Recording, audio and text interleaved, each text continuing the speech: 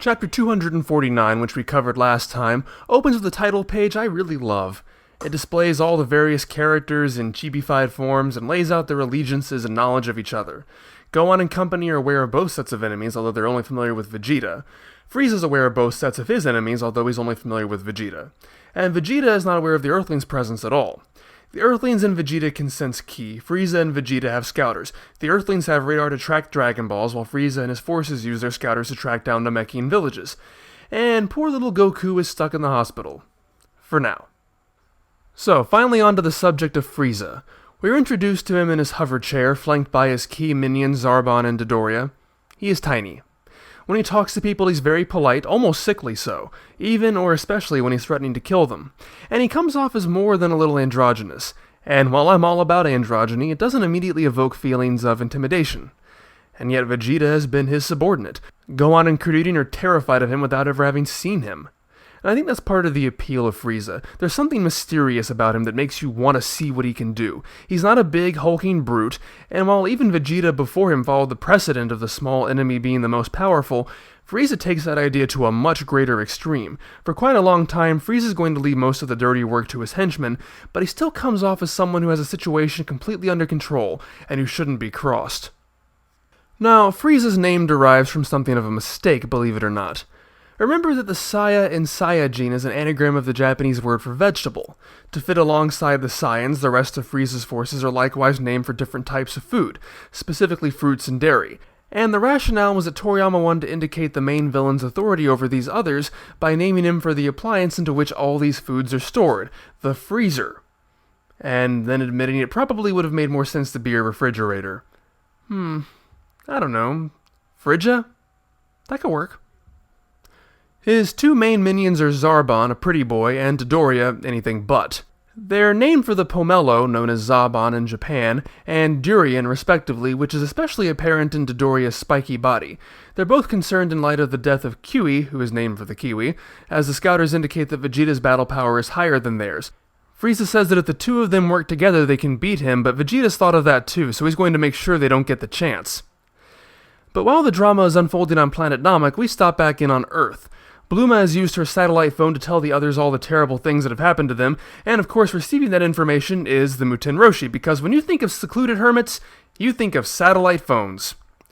So he goes to pay Goku a visit, who freaks out at the news, but wouldn't you know it, at that exact minute, Yajirobe arrives with a bag of Senzu, so Goku's back in the game, and he immediately gets dressed in a new uniform that Kaio had sent him. So let me get this straight. Kaio cannot send Goku from the afterlife to Earth, but he can send these clothes straight to Goku's hospital room? Wow, this makes the stuff with the teleporting carpet seem downright excusable. So, convenient Senzu and convenient uniform? What else do we have? Well, Goku also has a convenient way to get to Namek. It seems Dr. Brief, at Goku's request, found the spaceship Goku came to Earth in as a baby. Not only that, but he was able to repurpose it into a new spaceship. Not only that, but he was able to make it into a spaceship that will get Goku to Namek in less than a quarter of the time it took the others to get to Namek. Now that's convenient! As Goku leaves, Yajirobe and the Muten Roshi debate over Goku's perceived excitement over running off to fight a being stronger than Vegeta. While the Muten Roshi says Goku has to save his friends and son, he also concedes that Goku's Saiyan blood must make him excited to fight challenging opponents. I bring this up because in the last arc, some of Goku's physical characteristics, like his tail and transformation, were rewritten to be Saiyan traits. Now we see his proclivities being attributed to his Saiyan heritage as well. And this is going to explode over the course of the series from here on out. This is just a minor sampling, and maybe I'd be more justified in talking about it later, but, well, it kind of annoys me. Okay, so Goku wants to fight strong opponents. Yes. So does Yamcha, and Kuririn, and Ten Shinhan, and they're not Saiyans. Why? Well, because they're all martial artists. They all like to fight. They all like to test their skills. So why is this trait now being presented as something unique to Goku? Obviously, it's going to be amplified far beyond what it ever was before in order to set him apart from the others, but my problem with something like this is that it reassigns traits, so that rather than being indicators of who Goku is, they become indicators of what Goku is. And I feel that diminishes him as a character. It also breaks the great message of the series. Goku doesn't steamroll over his Earthling allies because he truly seeks adventure and bettering himself. Those characteristics are still there, at least in his relationship to Vegeta, but in regards to nearly all the other characters, that's eclipsed by the fact that he just happened to win the genetic lottery. Not to mention his heritage is going to be used to justify a lot of really questionable decisions he'll start making later on, but I'll get to that when the time comes. But speaking of losing elements that are uniquely Goku, here is the last time we see Goku riding Kintone. Then again, depending on how you look at it, you could say he's now lost nearly all the elements that made him derivative of his journey to the West counterpart. But obviously Kintone is not going to be following him into outer space, and now that flying has become a practical means of travel, there's really no use for the somersault cloud anymore. It makes sense, but it's a shame to lose yet another iconic image. Goku arrives at Capsule Corporation, and like I said 3 years ago, this arc is the first time we've seen Bluma's parents since their first appearance in the Red Ribbon Army arc. That still surprises me, since while they never become major players, they are permanent fixtures from this point on. But Goku has no time to dally with Mama's flirtations, the doctor's insistence that stereo speakers need to be properly placed in the spaceship. He also has no time to even stick around to say hi to Oolong and Puar, who show up for their only speaking roles in this entire arc. How far they have fallen. Naturally, Goku's immediate reaction to space is to assume it's become night all of a sudden, but hey, night's the perfect time for training, right?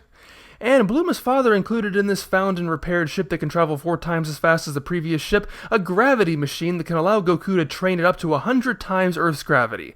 How's that for convenient? For now, he settles for 20 times, twice as high as the gravity on Kaio's planet. So remember in the last arc, Goku's role was primarily just traveling? Well, it should be clear by now that Toriyama liked it so much he did it again, and just like in the last arc, it's going to be used to keep Goku conveniently out of the way so the other heroes have to wait for him, because that's not getting tired yet. You might think I have nothing more to say about it beyond that, but oh yeah, do I. Not now though, later. You'll see.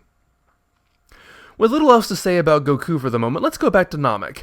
And while I, justifiably, rag on Namek for being very lazily designed, I will give it credit for one thing. I like how Toriyama went back to his earlier designs in the Piccolo arc when designing architecture for Namek. In case you never noticed, God's ship, the Namekian houses, and especially the throne of the eldest Namekian we'll later meet, are all modeled after Piccolo's throne. Not as many skulls incorporated into these designs, though. Gohan and Kuririn are hiding on a nearby hill, watching what takes place and piecing together information. Since Frieza and company are dressed like Saiyans, Kuririn assumes they're with Vegeta. But when Frieza says he wants immortality, that makes him a bit confused, since that's the wish Vegeta wants. Of course, now I'm confused because I'm not sure how Kuririn knows this since Vegeta never said it around him. But Kuririn evens out his plot hole by bringing in actual continuity, what Raditz had said about other aliens the Saiyans sell planets to, and the reasons they must be who they are.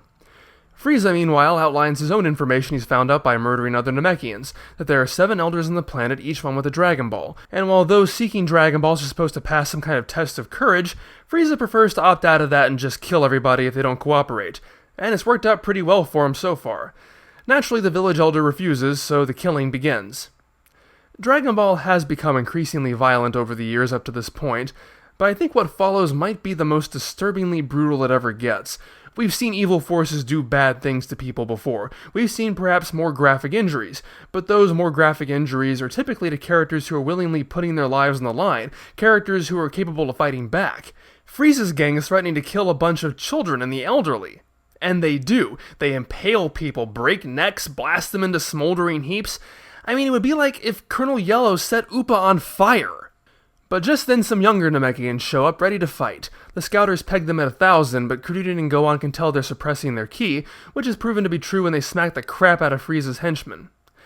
I remember watching these episodes for the first time as a kid and noticing a subtle shift here. To me, it's rather similar to Goku stating that Shenlong can't grant the same wish more than once, which ends up being described to mean a person can't come back to life more than once. It's not really a change per se, but it's given a new wording that has slightly different ramifications if you follow me. Now, when Scouters were first introduced in the Saiyan arc, people like Goku are said to be able to raise their ki by concentrating it, and that's what catches Raditz off guard. However, by this point in the series, the exact same thing appears to be happening. Warriors arrive, are clocked at a certain power, and then break out higher power. However, instead of being said to be powering up or what have you, it's now being described as them having actively held back their power until this moment. Like I said, right here it's pretty much the same thing in both cases. It's not a big deal.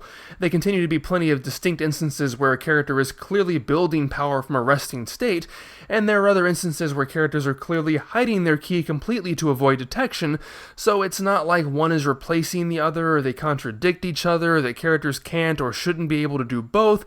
It's not terribly important, it's just something that's always been circling around my brain. Stealth is more important in this arc, so that trait seems to be played up more, just like how the wish rule only ends up applying to dead people, so that's how it ends up being presented. However, it is through this that the one remaining elder realizes that the devices on their ears are what allowed them to track the Namekians.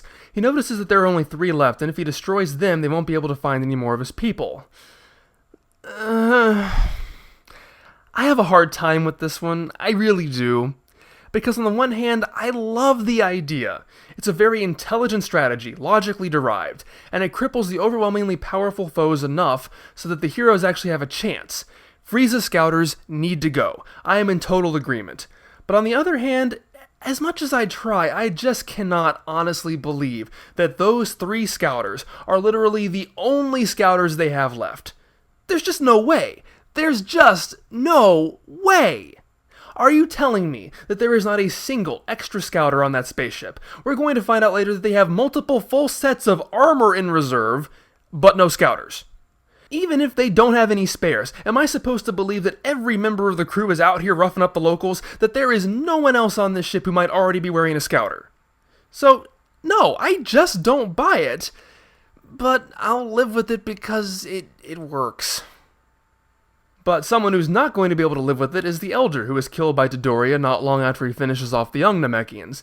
Frieza himself takes out one of the kids, and I can't say I really like that either.